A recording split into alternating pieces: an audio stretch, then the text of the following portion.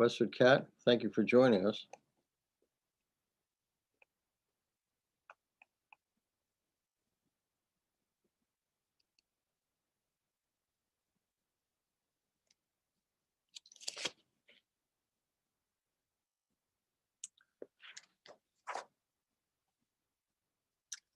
For those who are tuning in, we will begin in 1 minute. I don't want to delay those who are in on time.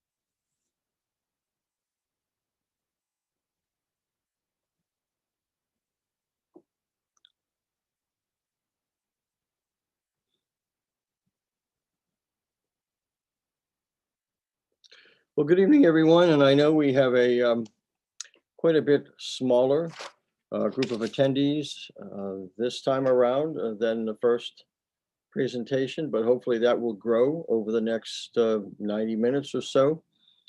I want to welcome you to the second part of the School Finance 101 presentation.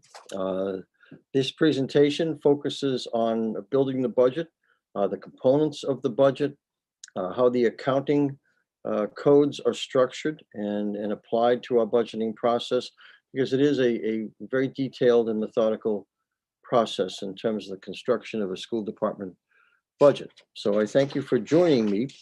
Several weeks ago, I presented part one of School Finance 101, which focused on the sources of revenue between the general fund, federal, state, local revenues that are all applied to the budget in the development of the entire school budget, including fees and revolving funds. And so we'll talk a little bit more about that tonight in terms of how important that comes into play, how those fees come into play, and all of the various sources of revenue in developing the budget. I want to thank our digital learning specialist, Julie Boudreau, for working the slides tonight for me. I'll go through them as quickly as possible, but try to be as thorough as possible because there are a lot of them. And I don't want to lose you in terms of any interest level that you might have because of a lot of slides and a lot of discussion. But we'll hopefully have some time at the end for some discussion and questions. And once again, if we don't have a lot of time, if we don't have enough time to answer your particular question, please give me a call or send me an email, and I'll be glad to either answer it over the phone, answer it via email, or set up a Zoom meeting with you, and we can interact more personally. So, Julie, if you wouldn't mind bringing the slides up on the screen so we can begin.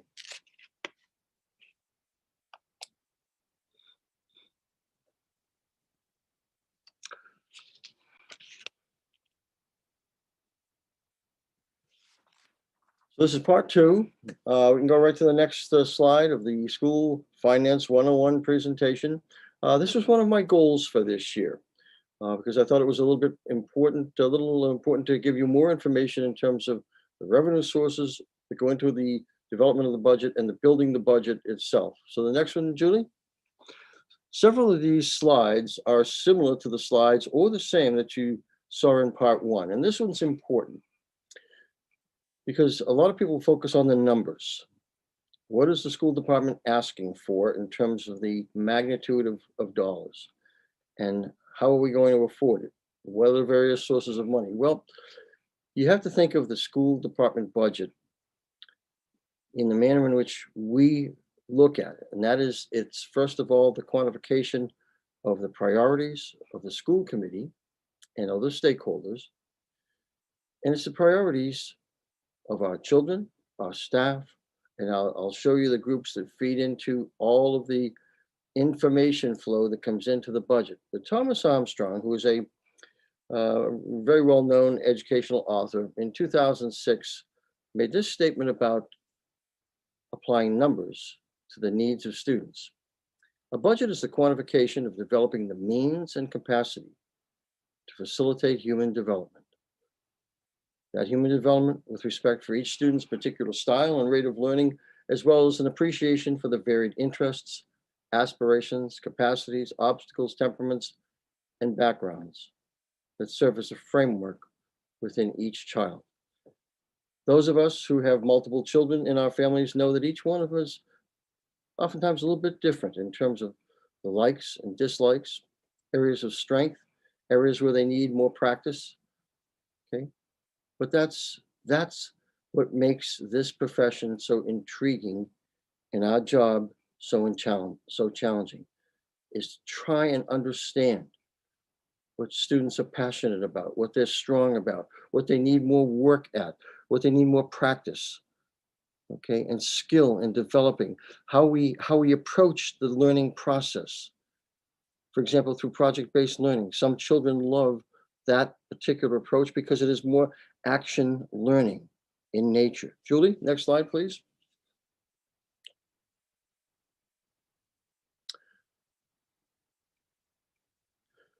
So this is a slide that was also in the last presentation, just to review it again. And I'll show you in the next upcoming slides. We do a priority assessment. We check in with all of the stakeholders. What are we good at? What do we need to improve at to meet the needs, the current, and what we understand to be the emerging needs of children? It's my responsibility, according to statute, to present a budget to the school committee that represents the priorities that we see in the development of our budget. The school committee takes our budget, reviews it. They've done a very good job, an excellent job in reviewing it, asking questions. We've answered those questions along with the finance committee and select board. They have also submitted many questions.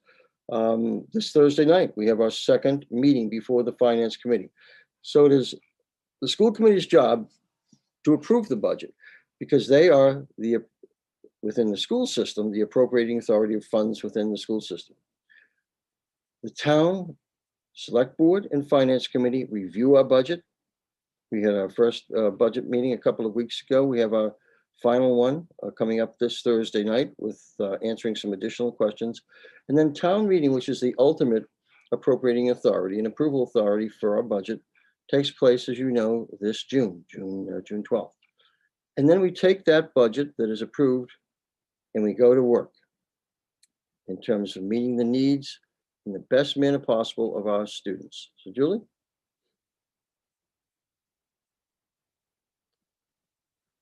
Just quickly, the school committee has 3 policies that pertain to budget: budget development, budget implementation. Policy 3101 is the fiscal goals of the school committee. 3201 is the budget development, and 3202 is the presentation of the superintendent's budgets. I won't get into those policies, but like every other policy, they provide a roadmap for what we do and how we do it. Julie? Well, you remember that quote by Thomas Armstrong in terms of the complexity of developing a school department budget. Each year and throughout the entire year, these are some of the issues that we face in terms of having to commit resources to meeting student needs or mandates. We have state and federal mandates that we have to adhere to. Oftentimes, one of the difficulties is there's no money provided by those agencies to conduct those activities. It's the responsibility of the local education agency, in our case, the Westford Public Schools and the town of Westford, for appropriating that money. We look carefully at student enrollment and student demographics. Not only what are the numbers of students that we have coming each year, but what's the nature of the makeup of those students in terms of their educational, their cognitive, their social, emotional needs, because the complexity of those needs is growing. Do we commit to class size, reasonable class size? And a lot of research has indicated that the quality of the classroom teacher, reasonable class size, and actually the size of the population of a school play very importantly into the quality of education that a student receives. Since we're a public agency, we're governed by Chapter 150E of the General Laws of Massachusetts, which requires us to bargain in good faith with those organized labor unions that have formed, such as the teachers, the nurses, the Unit B, which is some of our coordinators and former team leaders and current team leaders at the upper grade levels. Okay, and so we have an obligation to provide fair compensation. Our philosophy is not to be the highest, not to be the lowest, but have a compensation package that is reasonably representative of the average or slightly above the average of many comparable communities. You know, the special education, the special needs of a number of students are very important. And this doesn't need to be legislated for us to make a commitment to those students. This is our moral obligation to provide an education and to allow every student to access the curriculum to the greatest extent possible. We have transportation that we need to budget for and plan for in terms of numbers of buses, the bus routes, the configuration of starting times that we know was such an important topic this year. The social emotional well-being is of increasing importance. I will tell you unequivocally that in the budget development process over the last 6 or 7 years, teachers unanimously throughout this school system have said we need to do more to address the increasing mental health issues of our students. Our physicians on the COVID advisory committee this year have told us that they are extremely concerned about anxiety and stress and depression in students because of the pandemic, that the numbers are escalating rapidly, and they have had a very low incidence of influenza. I'm not talking about COVID-19, but normal influenza, but they have had an astronomical increase in mental health issues that they are seeing children for at the present time. We feel it's important to provide additional classroom support, another tier of support to instruction for students who are struggling, who may not have a cognitive disability, okay, that prevents them from accessing a component of the curriculum, but may need a little extra practice and a little extra work. And that's true for many, many children. We have to keep our eye constantly on safety and security. As you know, before the pandemic hit, that was the largest point of conversation and topic of conversation in most school systems across America. And I periodically throughout the year have said to our administrators and our staff, we are in a pandemic. The mode of learning looks different right now, but don't let our guard down when it comes to school safety and security. We are always reviewing assessment data.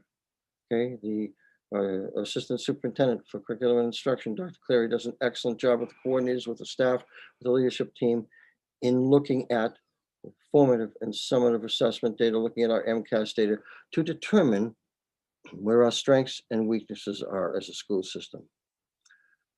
We have a responsibility for keeping up our facilities to provide safe, healthy facilities that are conducive to learning. And I'm pleased to say to you, we have a reputation for some of the cleanest, most well-kept facilities in the entire Merrimack Valley. We are always looking to probe in terms of what academic programs we can offer, we can revise, we can update, we can make more relevant, we can make more experiential in nature in terms of the learning process and learning experience of students. Beyond the school day, what do we offer in terms of co-curricular programs and activities, clubs, organizations, and athletics? Because it's a well-rounded student that we are looking to have graduate ultimately from Westford Academy. And the importance of athletics is that many parents are having a difficult time affording college, and athletics is a means for at least some level, perhaps, of scholarship help. And we've seen an extraordinary increase in the use and application of technology in the past 12 to 13 months. We've learned some things from the pandemic in terms of students' resilience, in terms of some students' inabilities to really use technology to learn remotely, while others are succeeding extraordinarily well in remote learning. So we've been very pleased about that. Julie, the next slide. And I took a little bit longer on this slide because I wanted you to understand how many things there are for us to think about in budgeting. So each year, what I do is I check in with these stakeholders. We check the strategic plan, which Dr. Chu and Dr. Cleary will work with the leadership team and the staff next year to begin to rewrite. The school committee has expressed its priorities after listening to our conversations across the school system, listening to the community, because they are the liaisons to the school system from the community. We talk often with the leadership team, who are connected deeply with our staff and our students.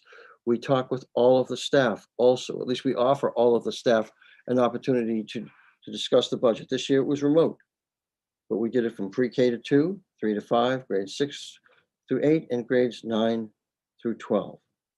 We included an opportunity for every one of our staff, because if I want to know how to improve the Westford Public Schools, I'm not going to read it out of a textbook.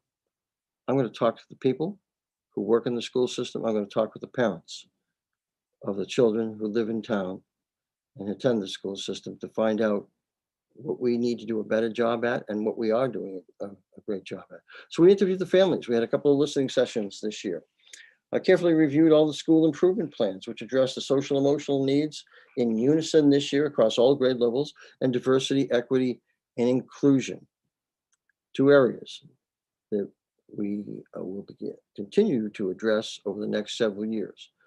TSSTF is an acronym for the Town School Safety Task Force, looking at ways to both keep our students and staff safe from physical security measures, but also helping to address the mental health needs of not only students, but residents. Okay, that team has been working for the last several years, has done an excellent job, and is approaching the point of communicating with the public on some of the findings. We've had an active diversity, equity, and inclusion committee this year that has made some excellent recommendations that I've incorporated into the fiscal 21 budget. And we've had an outstanding COVID advisory committee, which consists of some of our staff, our school nurses, and 4 outstanding physicians who have devoted an extraordinary amount of time to meeting with us every other week. And we have another meeting coming up this week. So based on the input of all of those individuals, the priorities for fiscal 21 are class size, maintaining an appropriate class size, social emotional wellness of our students, bringing in greater opportunities for materials and supplies, and representing diverse authors and diverse topics, addressing diversity, equity, and inclusion throughout our school system, making sure that we have adequate technology support to allow staff to use the applications that they need to use with students throughout the day for excellent and exciting learning opportunities. And we prioritized providing more funds for facilities and maintenance that are habitually underfunded. Julie?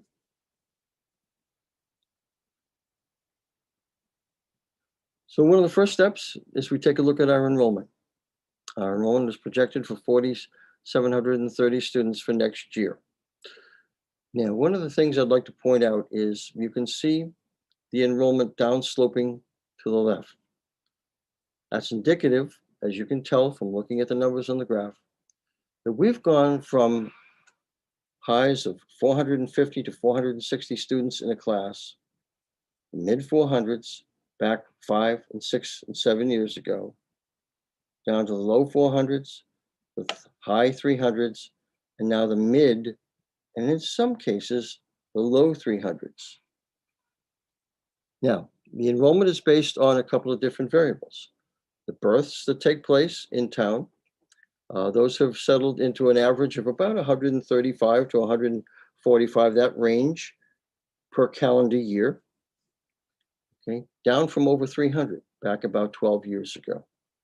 And there's also the in-migration, out-migration factor. If you talk with real estate agents right now, there's not enough supply of houses on the market to meet the demand.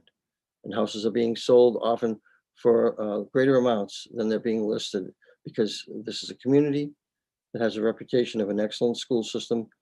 And that's what people are looking for first and foremost in a community. So you can see that some of our numbers are lower at the lower grade levels. We're going to keep a careful eye on that in the next several years to see if we continue to with the same number of facilities, or if we look into reducing and closing a facility and consolidating students and consolidating some districts, some district lines. Julie?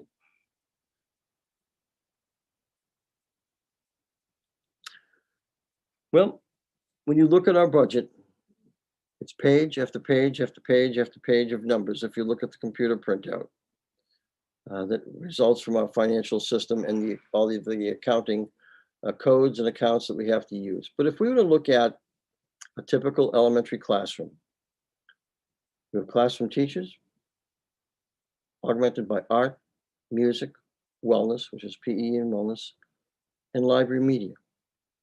It's very important at the elementary level that we maintain to the greatest extent possible art, music, PE, and wellness, and library media. You know, lots of times students at the youngest ages can't necessarily express themselves as well as they might be able to later on in their development in public education. But sometimes they can sing, sometimes they can play music, and sometimes they can draw a picture quite well, which is a manifestation of their talents. So we're very proud to continue, unlike some school systems, art, music, PE and wellness, and library at the elementary level. So all of the activities in the core classroom are supported by guidance and adjustment councils, by teacher assistants that assist teachers in one-on-one work with some students. A preponderance of our teacher assistants are in the area of special education, the students of greatest need, and that's where we place our resources. We have math and reading interventionists, which I think separates us from a lot of school systems throughout the state. And I think is one of the strong points that has really produced great results by our students. About 25 years ago, we made a choice to invest in reading and math interventionists to provide students who do not qualify by reason of a cognitive or physical disability to be in the special education program and receive services under that program. Sometimes, as I've indicated before, they need just a little extra help, a little extra focused work, whether it be decoding, encoding, comprehension in reading, okay, vocabulary, all part of the reading process, okay, and literacy process. We have literacy specialists that work not only with our students, but with our teachers in terms of providing additional levels of intervention and resource and professional development. Now, food services is not, academic in nature, as you know, but it plays an important part in the well-being of a student. I will say to you that we have one of the highest student and staff participation rates in our food service program in the entire state. And I would say probably in all of New England also. School food service programs generally find themselves with about a 52% participation rate. In other words, on average, every day, about 52% of the school population, whether students and staff, buy a school lunch. We are up in the low 70s, and that's a tribute to our staff and the product that they provide to students and our staff.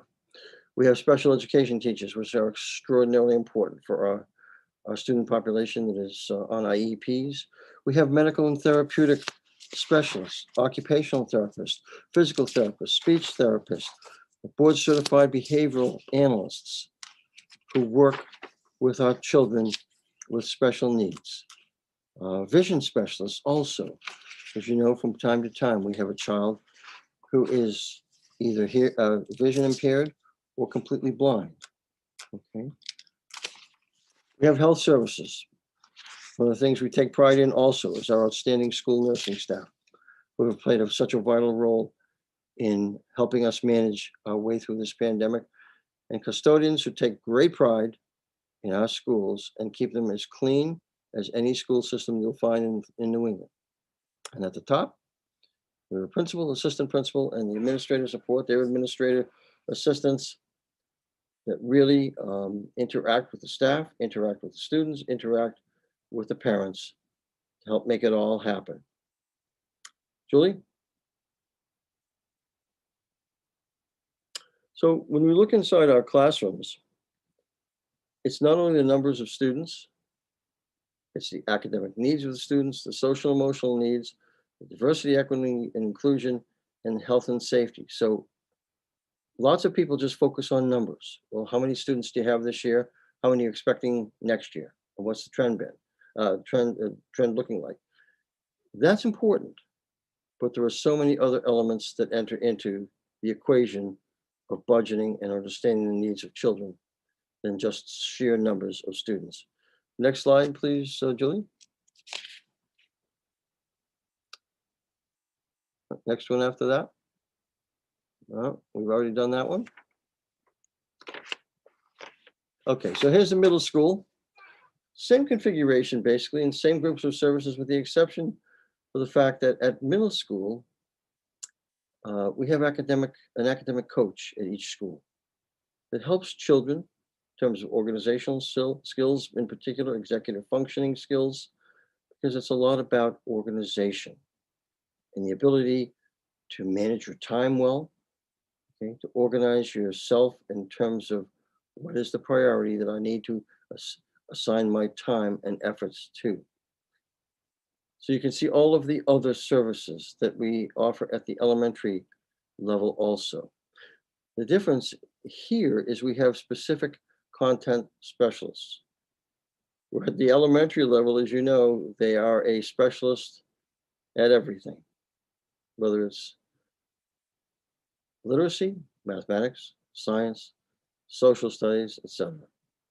Okay. So they're jack of all trades. And at the middle school, here's where we begin to focus a little bit more on specific content specialists. Julie, next slide, please. And at the high school, one of the only differences between the last two slides of the elementary and middle school is we still have a couple of digital learning specialists at Westford Academy. We have eliminated those positions at the elementary and the middle school levels, primarily because in talking with the staff, in direct conversations with the staff, we felt that the need was more for technicians to help with the mechanics of technology, to help with starting up machines, with operating systems, with updates and upgrades, and not necessarily, or a declining amount of time in terms of how to use technology to deliver the curriculum. Okay, Julie, next slide.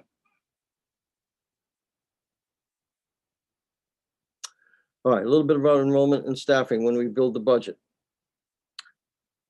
Enrollment changes may in fact result in either a decline, or sometimes we see an increase in staff. And people always say to us year in and year out, look, your enrollment is declining, but you have 3, 4, 5, 6 more people.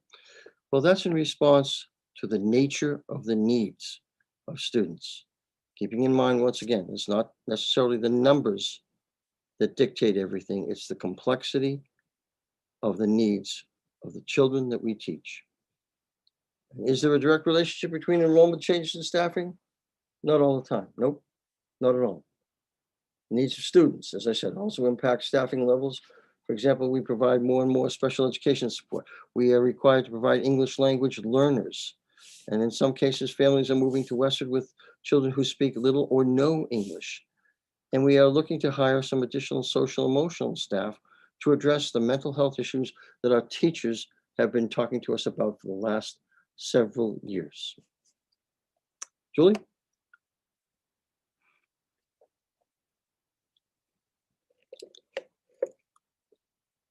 Nope, we have to go the other way.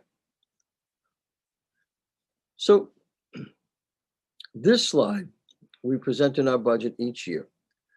gives you an idea that, not every single student is a high flyer, is academically gifted and talented. Those of us who went through school are oftentimes referred to as pluggers. We worked and we worked and we worked to get good grades, to understand the topics that were being discussed with us in various courses. It didn't necessarily come easily or naturally to us. We had to work at it and work at it hard.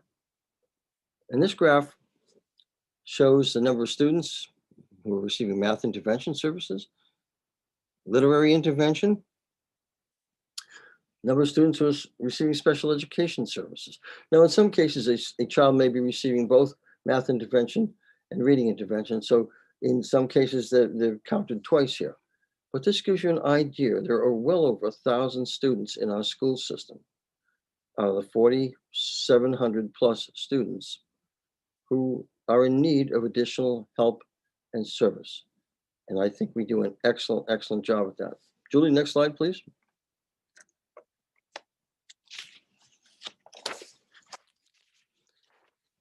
Well, to once again address the issue of, Bill, how come your enrollment is declining, but yet you've added some additional staff?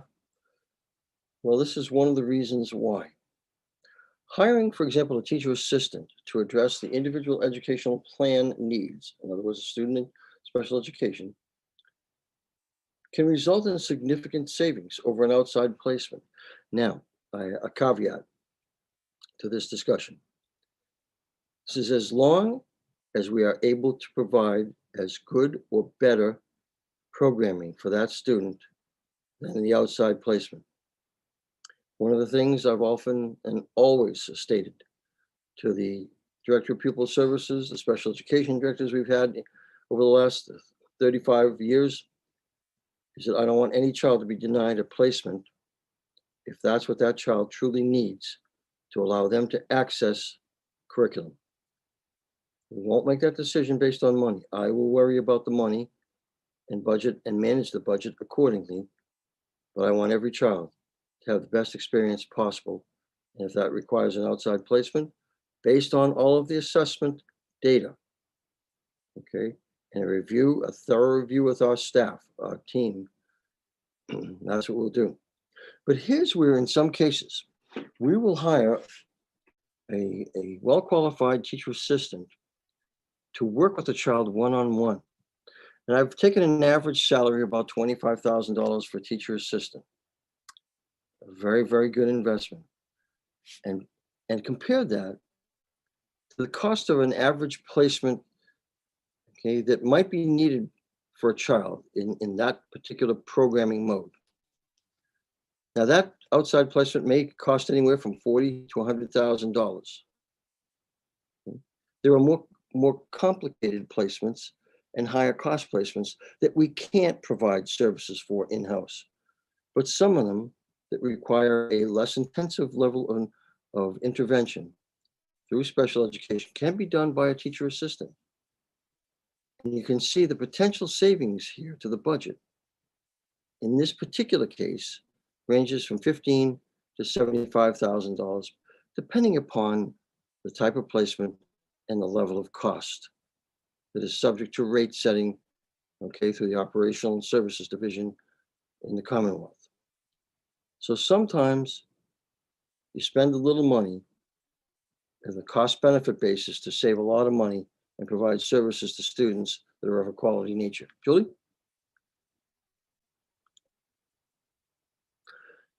Well, here we get into the nitty-gritty of how is our budget constructed in terms of what are the accounting requirements of the state of Massachusetts. When we build a budget, the state requires us to use what are called segment codes. And these segment codes are broken down by fund, the respective department that the budgeted item is for, a budget control device, who is responsible for that. The DESE, what's called state function. What is the function that that person or that item serves in the education of a student? What's the location of the budget appropriation. What program is it being used for? Is it English language arts? Is it math? Is it reading? Is it social studies? Is it science? Is it special education? Okay. Is it wellness? Is it art, music, PE? Okay. And finally, what is the object that we are budgeting? And I'll explain that in just a few minutes. I'm going to focus on DESC, and once again, for those of you, DESC means the Department of Elementary and Secondary Education, the function codes, and I'm going to focus on the object codes because those are the two most frequently used codes in terms of managing our budget. Julie? Nope, next, the other way. Well, if you take a look at our budget printout, there's a couple of different formats, and we use both. One is called a short code, example of segment codes that just uses 4 segments: state function, the location code, Navnasset, Robinson, central office, etc. Budget control code, where does that budget responsibility lie? And the object code, and I'll explain what all of those mean. Down below, you see what is called a long code example of segmentation. Now, every single account in our school system has a long code and a short code. The first segment is the fund. Fund 1 is a general fund, and then we use, revolving funds, private donations, etc. So the first segment code identifies where the source of funding is coming from. The next is the department. Okay, what's the department that the budget is being allocated to? The budget control is who has the managing authority of the budget. The state function. What is it that this budgeted item is doing in terms of what service does it provide, what personnel or staffing does it provide, and what function does it provide to students? Next segment code is the location. What is the school site that the funds are being budgeted for? The 000 is sort of a default extension of the location code. The reason why it's in there is because it is possible to vary that in unique situations in different types of school systems. And the last one is once again referred to as the object code. So very complicated, nothing easy about it.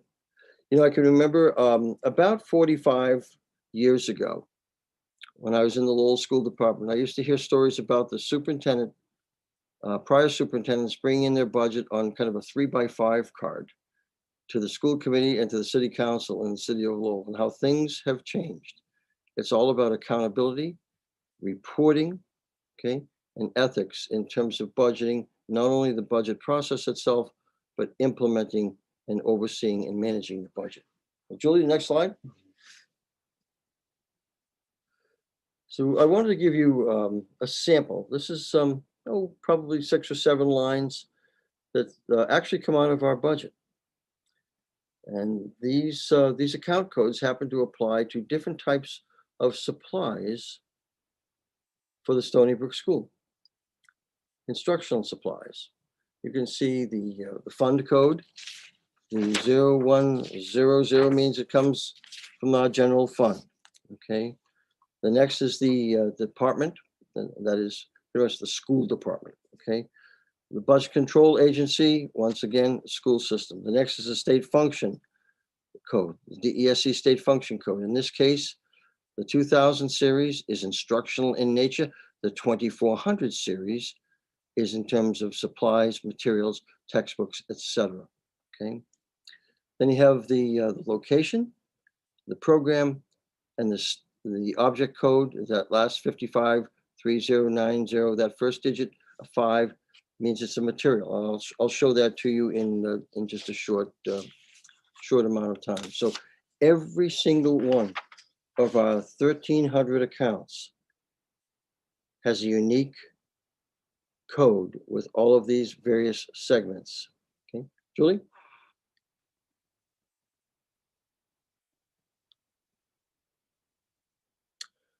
All right, just a little quick review. Going through this rather quickly so we have time for questions and comments. The state function code of in the thousands.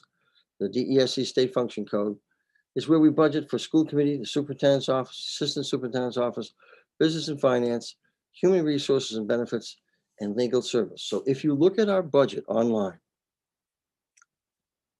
these state function codes bring you to the administrative section of our budget. Who's budgeted? How are they budgeted? What are the components of the budgets for running the Westford Public Schools? Okay. So the 1000 series is administration. Julie, next.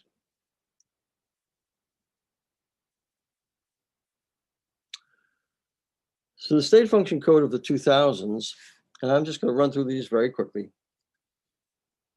are the Director of Student Support and Special Education, school leadership function, our principals, our school principals, our assistant principals, the administrative assistants, and all of the supplies and expenses that go into that function. The 2250 state function codes apply to all non-instructional building technology that is administrative related. Okay. And the 2305 is the teachers, the salaries and the benefits, okay, the professional development expenses, etc., of our teaching staff. Now, we've got more to talk about in terms of the 2000 series, but 1000 is administration. 2000 series in the budget document is instructional services. Julie, next slide, please. All right, so here we have also continuing along all of these state functions. Sometimes, and I want to take a little bit of time, because sometimes you're looking through our document and you can't make sense out of what's in there.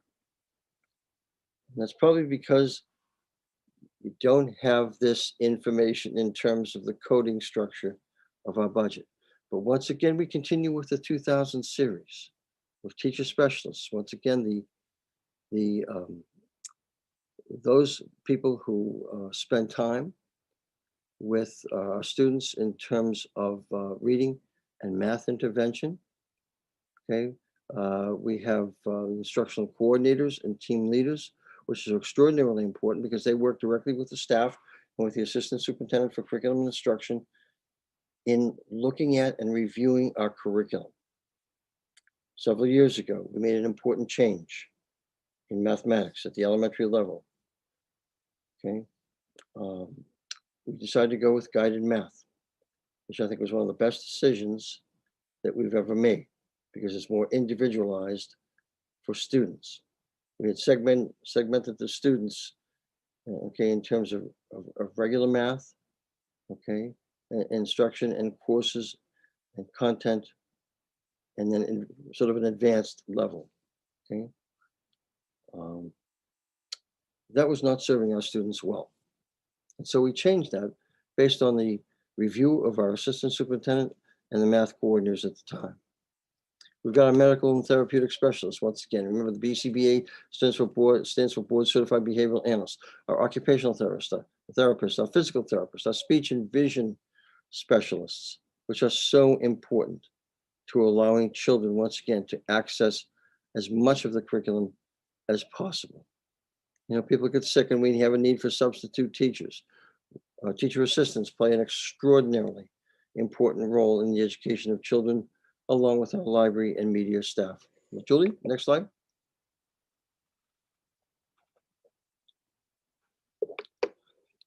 So finishing up pretty much with the 2000 series, this is where all our instructional material, our professional development, library materials, substitutes that we hire if we need to release teachers for specific professional development. And this is where our textbooks and related media material are budgeted. So all of the action in terms of instruction is in the 2000 state function series in our budget. Next slide, Julie. No, we have to go, you're going the other way.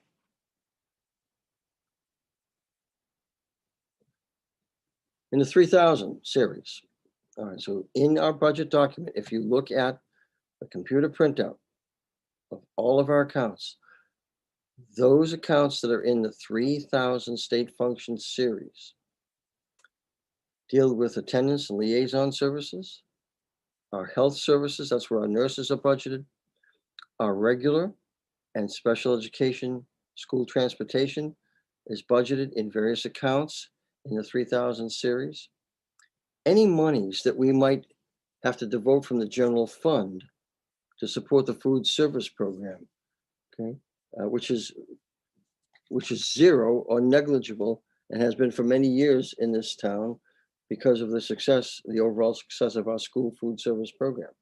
This is where our athletic stipends, transportation, uniforms, materials, supplies, trainer supplies are budgeted in the 3510 state function.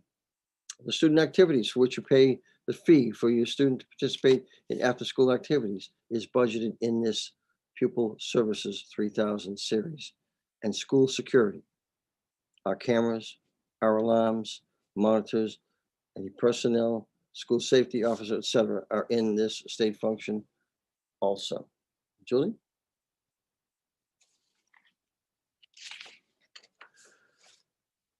Well, you know that maintaining a health and safe school environment is extraordinarily important, particularly this year. And our custodians have a great amount of pride in our building. And I always tell people, everyone in this school system matters. Everyone has a role to play in the development of a child, even if it's setting an example for children. And that's what our custodians do in providing clean, healthy facilities that are among the cleanest of any school system in the entire area. Here's how much a floor shines, glass is clean, okay? No wax buildup, the bathrooms are clean.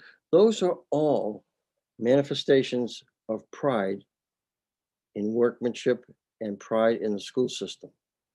And that's extraordinarily important because that pride transfers to other people in their jobs also. And so in the 4000 series in our budget is where you will find all of the custodial and maintenance functions. And once again, these are a list of things that we have to be aware of when we budget each year. Now, we don't automatically just increase budget amounts from one year to the next. We review all of our accounts in terms of what are the actual expenditures over the last several years. Are those actual expenditures representative of normal activities? Or is there an anomaly that has occurred that has required either less money to be expended or more money to be expended in certain areas?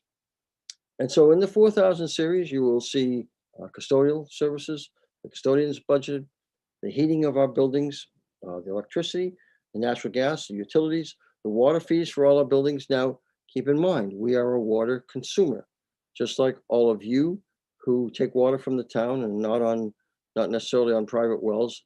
We have to pay for our water. Here's where also, years ago, we looked at opportunities for conservation, for energy conservation. Some of our freezers in our cafeterias were water cooled. We changed those to air cooled, okay, refrigeration equipment and freezers, because that allowed us to save in one school alone. Now I'll point to that, the day school, which is one of the schools we transferred from water cooling to air cooling, saved over 1 million gallons of water in 1 year's time. The telephone services that are so critical in terms of communication, health, and safety needs.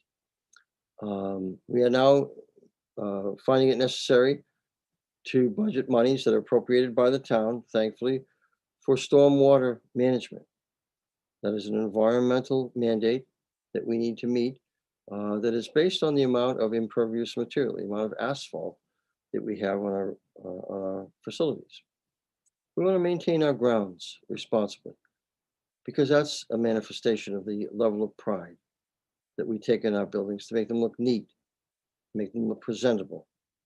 The maintenance of our buildings, once again, we are always doing electrical work, plumbing work, carpentry work, repairs of every nature to try and make them work better for staff and for students. We are responsible also for contributing to waste and rubbish removal. Building securities for our security cameras, okay, panic buttons, etc. Everything we have in our buildings. Snow removal. Now, fortunately, this year has not been that bad, but it can be quite variable from year to year. We're responsible for trying to determine what is our level of need of maintenance supplies, of cleaning products. Here's where those products, the amount of toilet paper, the amount of paper towels, etc., that you generally don't tend to think about. With increasing enrollment, you have to buy more. With declining enrollment, for the most part, you buy less. Okay. Per pupil supplies district-wide, we allocate a certain amount of money per pupil. We have reduced that over the last few years as a result of declining enrollment. And it's important for us to maintain our equipment, our floor polishers, our buffers, our ride-around machines, all of the equipment, trucks, any type of vehicle that we have, field lining machines that provide the lines on football fields, baseball fields, softball fields, etc. All of that has to be appropriately maintained so that we can realize some degree of longevity out of it, and we are not replacing it every 2 or 3 years. Julie? No, the other direction.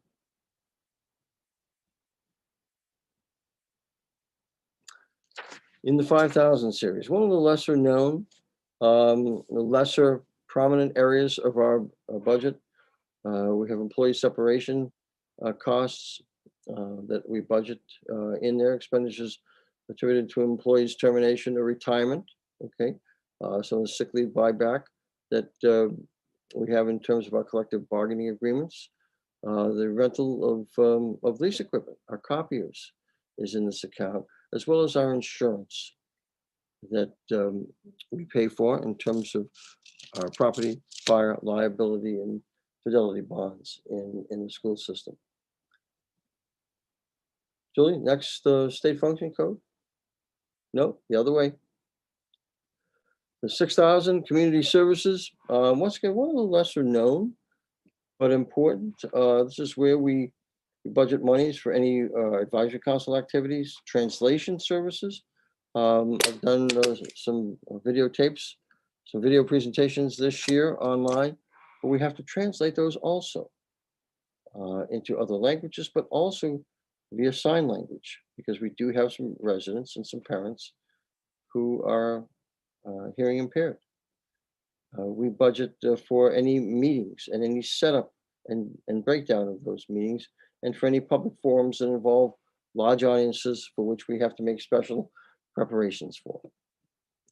Julie, next. Now, the 9,000 state function is where we budget tuitions for outside placements. There are 3 different categories that the Department of Education requires us to budget in: tuition to Massachusetts schools, tuition to non-public schools, and tuition to collaboratives. Collaboratives are specialized schools that service the students from a number of member districts at a more cost-effective manner than what our individual schools could do singularly. Right? So this is where our tuition expenses for the upcoming year are budgeted at about $5 million. That's something over which we have very, very little control, unless, once again, instead of sending a child, for example, to a collaborative, we are able to perhaps hire a person, as long as that person is qualified enough, to provide services to that student that are equal or better than what the collaborative or some other outside placement could provide. Julie, next slide.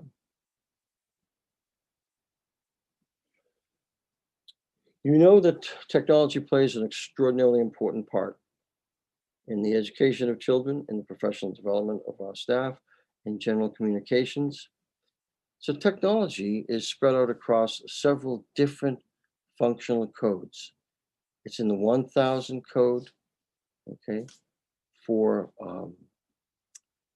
administration. It's in the 4000 DESC code for infrastructure appropriations. It's and it's budgeted for technology maintenance also.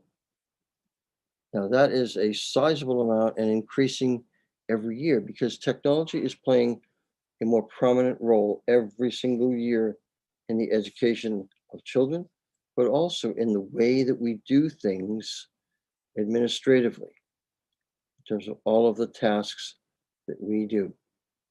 Julie, next slide.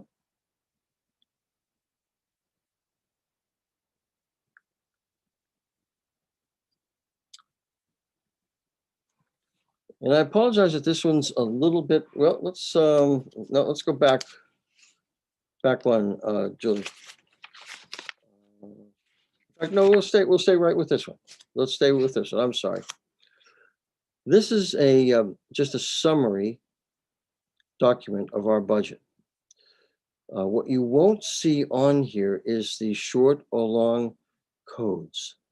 This is for ease of use, quite honestly, understanding what we've budgeted in the various state functional areas of our budget. You can see those numbers are in the leftmost column in front of the description. You see the 1000 series of administration, the 2000 series pertaining to instruction, etc. So this is a document that we provide also to the Finance Committee and the Select Board and the School Committee, quite honestly, to make it a little bit easier to understand how much is budgeted in each aggregate state function area. In the column at the end, the rightmost column, is percentage change from the prior fiscal year. The third column from the right are what we call the offsets or the appropriated amounts from fee accounts, school choice, circuit breaker, okay, and various other accounts and grants that we use to fund our budget. So if you can kind of just scroll up to this bottom page of this document, if that's possible. There we go. Our budget for fiscal 2022 is just short of $67.7 million.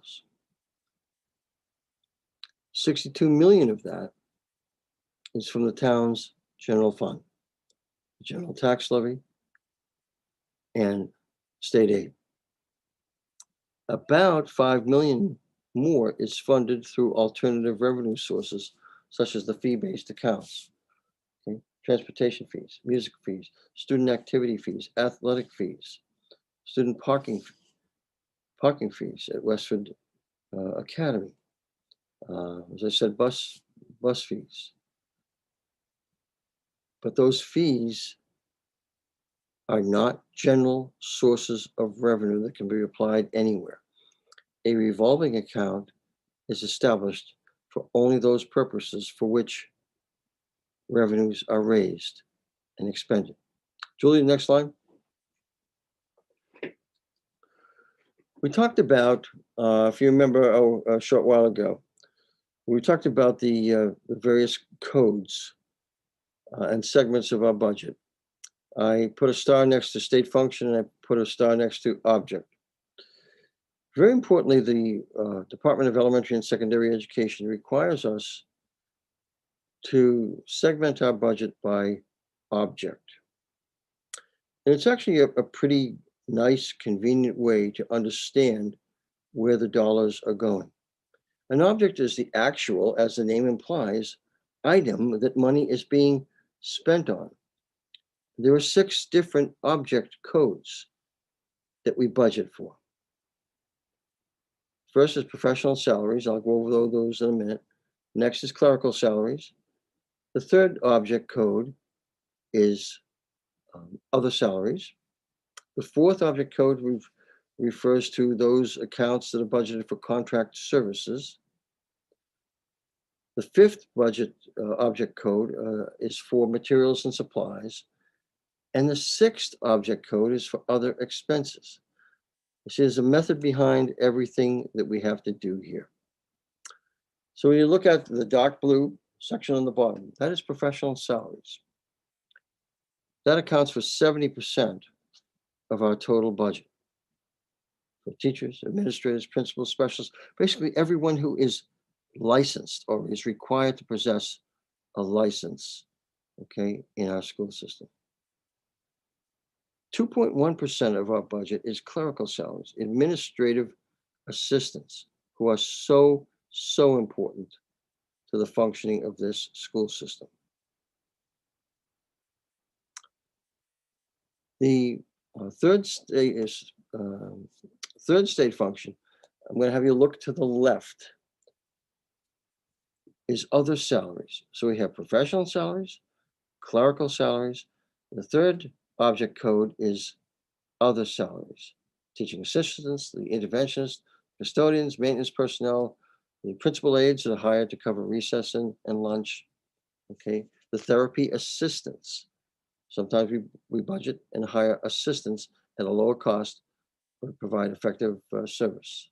Okay, and our special education van drivers and our computer technicians. Keeping in mind, once again, that the bus drivers of the large yellow buses are not employees of the Westford Public Schools. We contract for that service because there's an element of reassigning risk, reassigning liability to a third party. And that's what we have chosen to do for many years when it comes to student transportation. That is contained in the fourth object area of our budget, which is contract services. So we have professional salaries, clerical salaries, other salaries that cover all of the employees in the school system. Now, the fourth object code is contract services for all special education contracts with placements, with transportation, okay, and maintenance and security contracts. The fifth state function, I'm going to refer once again to the left of the graph, is supplies. Textbooks, classroom supplies, software, medical supplies, custodial and maintenance supplies. It is that general object code, what's referred to as object code number 5, that refers to supplies. All right. And the sixth object code is other expenses. Okay. With leases, utilities, okay, technical licenses, technology licenses, copier leases, okay, and we have utilities in there also. So if you look at our budget, down the bottom right, almost 85% of our budget is salaries, whether it's for professional personnel, administrative assistants, or support personnel. That's 85% of our budget. And you can see what percentages the other object codes represent in our total budget. So those 6 areas are another way that the breakdown, those object codes, is another important breakdown that the Department of Education has us accomplish in the construction of our budget. So that you can more readily see, what are we spending on salaries of people? What are we spending on contract services? What are we spending on materials and supplies, whether they're instructional or building maintenance related? And what are we spending on other expenses, those that don't fall into the other 5 categories? Julie, next slide.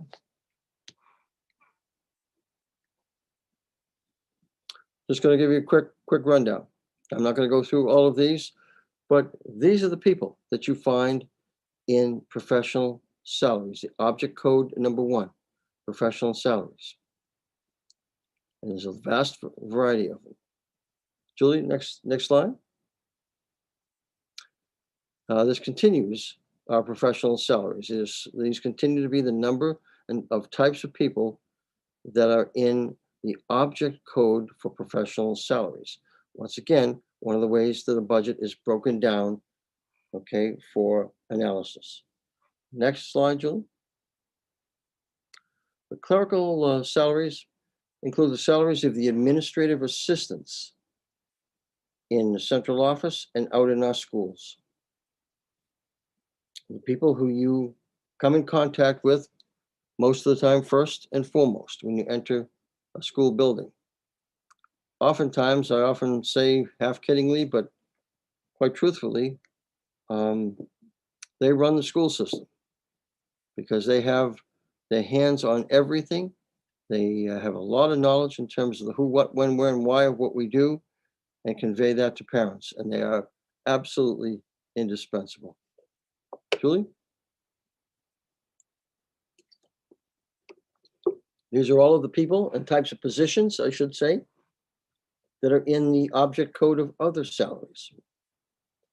Once again, the only reason I'm presenting this to you is because I hope that you will begin to develop a better understanding of where to look in our budget for certain elements of the entries that we budget in our school system. You know, I often hear comments, not only in Westford, but in other communities, we have to have greater transparency. Well, transparency refers to the sort of the ethical approach to what you're doing. Are you doing it honestly? Are you being upfront with people and providing information? And that's extraordinarily important. But there's a transparency aspect to the consumer side of that equation also. And that is sometimes you need to put a little bit of work into it to dig and find out what is behind the numbers and where they're budgeted. Because unless you're dealing with it on a daily basis like we are, it's very confusing and it can be very time consuming and sometimes very frustrating for you to find where certain parts of our monies are budgeted in our document. Julie, next. So this is the state object code number 4, where we budget all of our contract services. Postage and printing, advertising. Oftentimes we have to buy things for 504 accommodations. Our entrepreneurial program that we had with Babson College was a contract services. Special education contracts, bus contract, etc. So all of these types of expenditures are in what's called the contract services object code, which happens to be number 4. That's the number assigned to it. Julie? And under other expenses, did we miss supplies, Julie? Or did we have that? Did we already cover that one? Can you go back one slide, see if we missed the supplies? Okay, yeah, we missed it. Go one more slide. There we go. No, supplies right there. All of the instructional, administrative, and maintenance and custodial supplies are budgeted in what is called the supply object code that has a number 5 associated with it. So the professional salaries in the budget segmentation codes have a number 1. Clerical salaries are designated by number 2 object code. Other salaries are designated by object code number 3. Contract services have an object code number 4 associated with them. Supplies have an object code number 5. And one more slide, Julie, other expenses. This is the 6th object code. And this is where you find utilities, okay, tuitions, school committee, some school committee expenses, course reimbursement, any conference registration, information management and technology licenses, things that don't kind of neatly fit into the instructional and administrative component of school operations. Next slide, Julie. Well, you know that we rely on about $5 million of additional revenues to support our budget. Rob Cregan used to get up at town meeting every year and asked me if the town appropriation was the only appropriation that was needed to support school operations. And I would always answer Rob with, no, it's not. In addition to the general fund appropriation, we require several $1 million of additional revenues to support that and fund us full school operations. Fees pay for a significant component of those additional revenues. And, you know, I always find it regrettable that we have to charge fees, but with the revenue raising limitations of Proposition 2.5 in Massachusetts. It was implemented back in the 1980s. Revenue, Proposition 2.5 limits the tax levy to 2% more than the prior year's levy, plus addition of new growth, and that can be quite variable. Now, if you consider the fact that many of the commodities that we require for living and for our businesses and our school operations and municipalities, many of those commodities have indexed up far in excess of 2.5%. And so it has made it very, very difficult for municipalities and school systems to provide the services necessary that students need and in general that residents need. Now, here's where I think we've done a great job in terms of not overexpanding to a great extent in good times, good fiscal times, because that means you have to cut back more deeply in difficult and downward turning fiscal cycles. And that is always going to be a reality. But what we've been able to do in terms of managing our resources well over many, many decades is that we have taken a very, very intentional glide path upward in terms of the improvement of services to our students and to our staff, okay, while not over expanding. That's done through establishment of priorities that you saw in the first part of this document. Julie, next slide, please. Well, we also do benchmarking. We benchmark a lot of things. We benchmark the amount of square footage that our custodians clean per custodian. There are industry standards that are associated with that, quite specific industry standards. We're on the lower end of the benchmarking criteria there. But what we've done is we cut custodians a number of years ago, but we augmented that function, custodial function, by buying automated equipment, which actually increased the productivity levels with fewer staff. So here is a functional breakdown of about 11 categories that the Department of Elementary and Secondary Education analyzes from each community and forms a state average in total. The blue bars on horizontal bars are the state averages. The green, what we spend.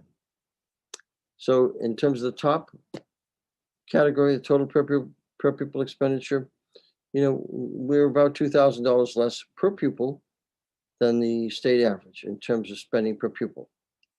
Here's where I will say that yes, the amount of funding is important for the stability and the continuation of programs for students. But it's also how you spend the money and where you spend it. Do you devote the resources to the priority needs that have been expressed by the stakeholders? Okay. Looking down, you see in terms of teachers categories. That's where we spend more per pupil than the state. That's where we have chosen to place a bulk of our resources, is in the direct services function to students. Okay. So this just provides you with some benchmarking information. Julie, next slide, because we're getting close to the end here. There's always a question about what goes into the per pupil expenditure data that we receive from the Department of Education. I want to clarify this with you so that you understand that these are the funding sources that go into the calculation of per pupil expenditure. It's a school committee appropriation, in other words, a town appropriation. It's municipal appropriations outside of the school committee budget that affect schools. Now, this ties into all of these elements here, tie into a target level of spending that the state requires for each community called net school spending. Now, this second item is where the Mass Municipal Association had influence over the calculation of net school spending and school spending requirements in the public schools across the state. The end of year report requires us to include prorated amounts of highway department functions, police, fire, library, town accounting and administrative services into our end of year report as being creditable towards expenditures for the education of students. For example, if the highway department spends $18,000 in salaries over the course of a winter directly attributable to plowing schoolyards and driveways out, that amount of money can be used to meet the net school spending requirement. That school spending topic is another topic for another night. But there are certain criteria that we have to meet as communities in terms of spending levels for education. So the per pupil appropriations account for our general fund appropriation, which the school committee approves, expenditures by other town departments on behalf of supporting school operations, federal and state grants, circuit breaker funds, private grants, because we do, and gifts. We do have some people from time to time who provide monies to us, gift monies to us for a particular reason. And we give them a full accounting of the expenditure of that money that is in concert with what their donation was intended to do. School choice monies, extraordinarily important, figure into the calculation of cost per pupil. Athletics funds, school lunch funds, and other local receipts. Julie, next slide. And the expenditures.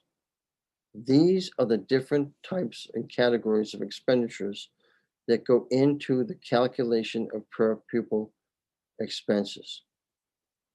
You can see that they are broken down on remember, a functional basis.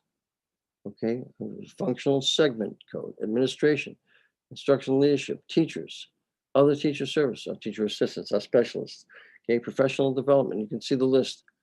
All sorts of categories factor into the calculation of per pupil expenditures. Okay, and I'm pleased to be able to say to you once again, we are at or near the top in terms of the performance of our students in school systems across the state. We are ranked among the top 10, top 5 school departments, school systems in the state of Massachusetts consistently.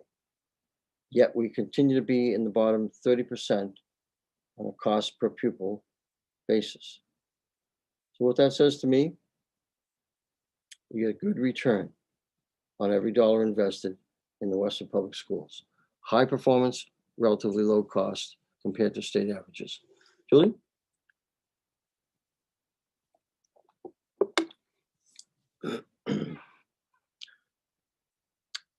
Where do we get the per pupil expenditure data from? Well, it comes directly from the Department of Elementary and Secondary Education. I won't go through this chart with you, okay? But this particular sort here is a summary of all sorts of school districts across the state. They break it down into specific communities, okay, with our benchmarking information compared to the state average. So everything that we present to you and have been presented over the years in terms of benchmarking information is verifiable. We don't make up our own figures. Okay. Now, sometimes you will see in federal reports, this used to take place in particular when we used to have No Child Left Behind. Sometimes you'd see a pupil teacher ratio of 6-to-1 for Westford. Well, that's not correct. But what they do is they calculate in all types of staff, teachers, coordinators, teacher assistants, nurses, custodians, maintenance people. They divide those into the total number of students. Whereas what we're more focused on is what is the per pupil cost for Westford, okay, for all of the functional areas that the Department of Education calculates a per pupil cost on, okay? So I won't go any more deeply into this material. I'll always be glad to provide you with benchmarking information. But benchmarking information, once again, that is verifiable and links back to data reported by the Department of Elementary and Secondary Education.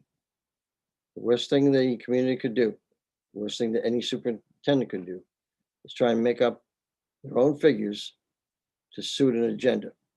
That doesn't happen here, doesn't happen in many school systems. I just want you to know that everything we present is exact and can be traced back to data that is aggregated by the Department of Education. Julie, I think that's probably our last slide, if I remember correctly.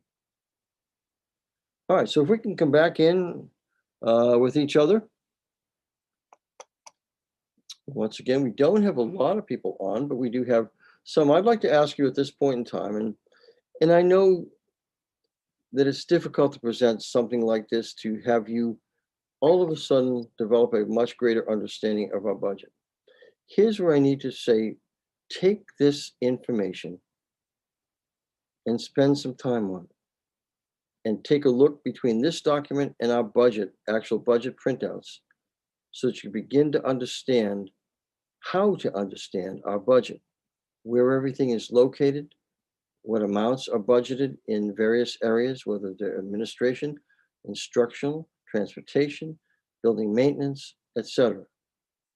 And I'm hoping that with this additional information, it will bring a little bit more understanding to your ability to decipher our budget document, because it's an extensive document. It's over 1,300 accounts, because keeping in mind we have to comply with the segment coding that the DESE asks us to comply with. So any questions that any of you might have?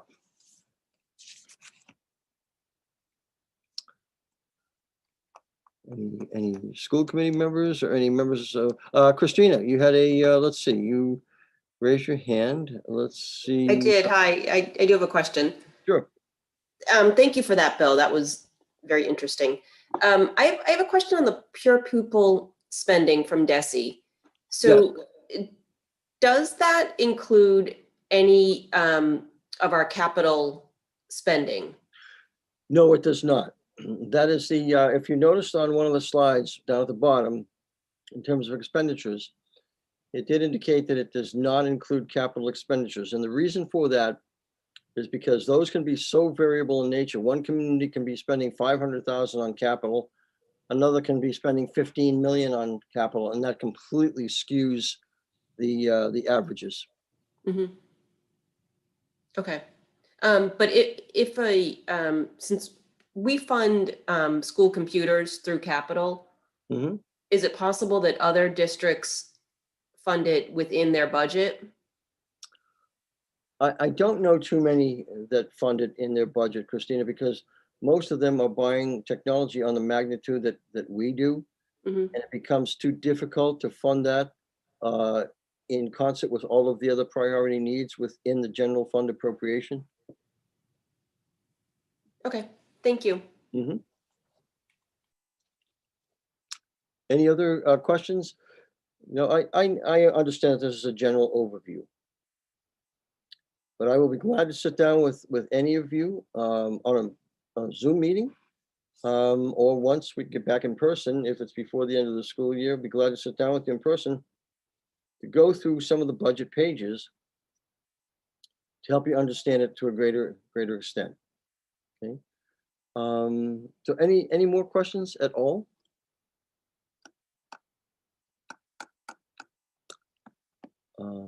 Let me ask you a question then. Is there any additional information that you would find helpful from me that would lead to a greater understanding of greater understanding of our budget, greater level of transparency from your perspective?